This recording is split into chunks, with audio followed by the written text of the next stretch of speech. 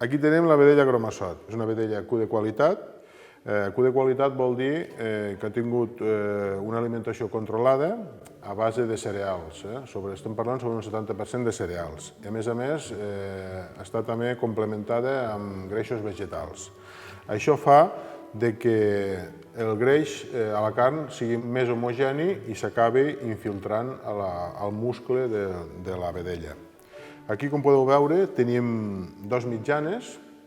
Una és una mitjana recient desfeta i l'altra és una mitjana madurada en càmera. L'hem tingut sobre un mes, més o menys, de càmera, uns 30 dies. Com podeu veure, la mitjana madurada té un color més intens. Això s'ha produït per l'oxidació que ha tingut amb el contacte amb l'oxigen.